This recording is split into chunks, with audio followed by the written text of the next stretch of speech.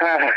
জি, একটা বিষয় জানতে চাচ্ছিলাম যে পোস্ট অপারেটিভ রুমে আপনার সিজারিয়ান ভর্তি রোগী ভর্তি রেখে আপনি ক্যাবিনের ভাড়া নিতে পারেন কিনা বা রাখার নিয়ম আছে হ্যাঁ, কিনা?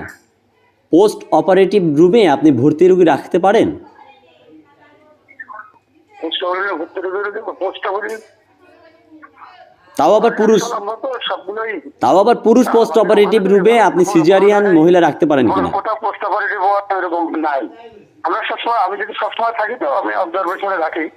না, আমার কাছে ভিডিও ফুটেজ আছে। আমার পেশেন্ট ছিল পোস্ট অপারেটিভ রুমে।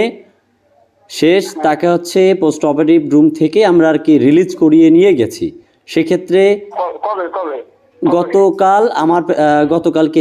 গতকালকে আমার পেশেন্ট, না সরি, গতকালকে না, হ্যাঁ হ্যাঁ গতকাল আমার পেশেন্ট নিয়ে যাওয়া হয়েছে।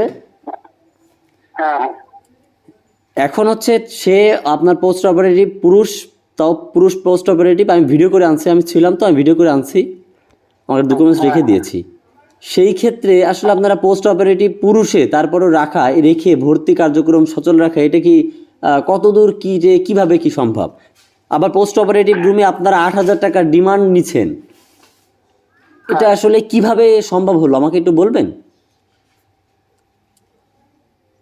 পোস্ট অপারেটিভ রুম আছে নপড়ায় কোথাও আছে? আপনার ওখানে লেখা রয়েছে, আপনার ওখানে উপরে তো লেখা রয়েছে পোস্ট অপারেটিভ পুরুষ। লেখা রয়েছে ওখানে, আমরা রুগী দিই আর কি। না না, আপনি লিখে ওখানে মহিলা রোগী কিভাবে দিবেন? পুরুষের ওটা তো ওয়ার্ড লিখতে পারতেন। পুরুষ রোগী চাই নাই, ওখানে পুরুষ রোগী চাই নাই।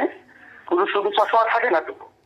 মহিলা যখন পুরুষ রোগী দিই তখন আর কোনো মহিলা রোগী দেয় না, ঠিক আছে? আর মহিলা রোগী দিলে তো পুরুষ রোগী ঢোকায় না, আমরা ভর্তি করি না।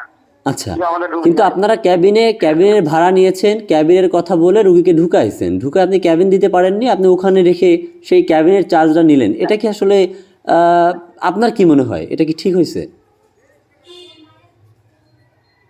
ক্যাবিনের চার্জ নিলে ওখানে কয় টাকা দিচ্ছে? 8,000 টাকা দেওয়া হয়েছে, কিন্তু রুগীদের সাথে অর্থাৎ আমার পেশেন্টের সাথে কথা হয়েছে 6,300 টাকা, কিন্তু পরবর্তীতে সেটা 8,000 টাকা রূপান্তরিত হয়েছে। সেটা ডাজন্ট ম্যাটার, কিন্তু ক্যাবিন দিতেন, আপনার তো ক্যাবিনও দেননি। পোস্ট অপারেটিভ সেখানে আরেকজন রুগী ছিল, একজন মহিলা নারী হিন্দু পেশেন্ট ছিল, তার সঙ্গে রুমটা ভাগাভাগি করে থাকতে হয়েছে। মানে ওয়ার্ডে থাকলেও হয়তো এর চাইতে কমে আপনারা দিতেন। ওখানে আমাদের 5টা বেড, ঠিক আছে না? ওখানে 3টা বেড ছিল, 4টে বেড ছিল। হ্যাঁ, তো ওখানে 5টা ক্যাপাসিটি একটা আমরা এই করে দিচ্ছি, 5টা ওখানে তো না ওয়ার্ডে। আমি যতদূর জানি আপনার ওখানে তো ওয়ার্ডের ভাড়াও আরো কম, ওয়ার্ডে যারা পেশেন্ট থাকে তাদের ভাড়া আরো কম, তাহলে পোস্ট অপারেটিভে তো আরো কম হওয়ার কথা। ওটা তো আপনার ইমার্জেন্সি রোগীদের ক্ষেত্রে। পোস্ট অপারেটিভ বললে নপাড়ায় কোথাও আছে যে পোস্ট অপারেটিভ রাখে, দেখেছেন আপনি কোথাও? না, নোয়াপাড়া অন্য কোথাও আছে কিনা সেটা পরের হিসাব, আপনার ওখানে এমনটা হলো কেন? আরে বাবা, বললাম তো যে নপাড়ায় কি কোথাও আছে পোস্ট অপারেটিভ ওয়ার্ড দিয়ে? আমাদের উপর পোস্ট অপারেটিভ ওয়ার্ড বলে নপাড়ায় কোথাও ওরকম সিস্টেম? ওরকম করলে আপনার একটা ওয়ার্ড মিনিমাম 30,000 টাকা বিল হবে। ওরকম সিস্টেম আমরা চালাতে গেলে 30-40,000 টাকা একটা সিজারের অপারেশনের চার্জ আসবে, বুঝতে পারছেন না? জি আমি ওই দিন ছিলাম। জি ওই দিন তো আমি ছিলাম, আপনি তো অ্যানেস্থেশিয়া নিয়ে আসছেন না, আপনি নিজে অপারেশন করছেন, নিজে অ্যানেস্থেশিয়া দিয়েছেন। হ্যাঁ, আপনি আমাকে বলতেন যে আমি আপনাকে 30,000 না দিলে আমি অন্যত্র ব্যবস্থা করতাম, কিন্তু আপনি অ্যানেস্থেশিয়া না দিয়ে নিজে অ্যানেস্থেশিয়া দিলেন, আবার আপনি নিজে অপারেশনটা করলেন, আপনি একের ভিতর নিজেই সব দিলেন। আপনার আসলে অনুমোদিত ট্রেনিং করা আছে কিনা এই যে অপারেশনের উপরে, বা আমার রোগীর একটা ঝুঁকি থেকে যেত। কথা বলতে চাই না, আপনি প্লিজ হয়ে যান, আপনি অন্য ক্লিনিকগুলো দেখে আসেন। তারপরে অন্য ক্লিনিক না, আপনি আপনার অ্যানেস্থেশিয়া কেন রাখেননি? আপনি অ্যানেস্থেশিয়া রাখলেন না কেন?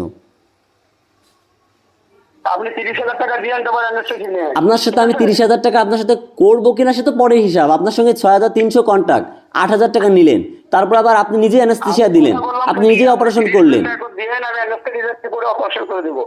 আমার কথা বলেন। আরে বাবা, এই অল্প পয়সা অপারেশন করে আপনার অ্যানেস্থেশিয়া নিয়ে কি করে দেবেন? টাকা আপনি- বেশি দেবেন, কোনো সমস্যা নাই। আপনি আমাকে বলতেন যে আপনাকে অতিরিক্ত টাকা পে করতে হবে, যদি আমার সাধ্যে থাকতো আমি করতাম, না হলে আমি খুলনা মেডিকেলে চলে যেতাম। হ্যাঁ, সেটাই নেবে, এখন থেকে যে এনআরএস না আর কি, ঠিক আছে। তাহলে আপনি কেন করলেন এটা, কেন করলেন আপনি, কেন নিজে অ্যানেস্থেসিয়া দিলেন, নিজে আপনি অপারেশন করলেন, এটা কেন করলেন? আরে বাবা, এটা তো নিজে অ্যানেস্থেসিস্ট, আমি যে অ্যানেস্থেটিস্ট, তো আমি অ্যানেস্থেটিস্ট বলে সার্জন। তা আপনি কি একা দিতে পারেন? এটা কি সম্ভব? এটা কি একা দেওয়া সম্ভব? আপনি একা দিতে পারেন? একা না দিলে আমার 30,000 টাকা দিলে আমি অন্য লোক নিয়ে আসবো। টাকা দেবেন তো আবার 5-6 হাজার টাকা, আবার অ্যানেস্থেটিক পেমেন্টটা হয় নাকি? আচ্ছা আচ্ছা, ঠিক আছে, তা ভালো থাকেন। তাহলে আমাদের সুযোগ থাকে 30,000 টাকা দিয়ে আপনাকে বাড়তি অ্যানেস্থেসিয়া নিয়ে আপনার ওখানে আমার যেতে হবে, আমি যাব, আপনি ভালো থাকবেন, আমি রাখলাম, হ্যাঁ, ভালো থাকেন।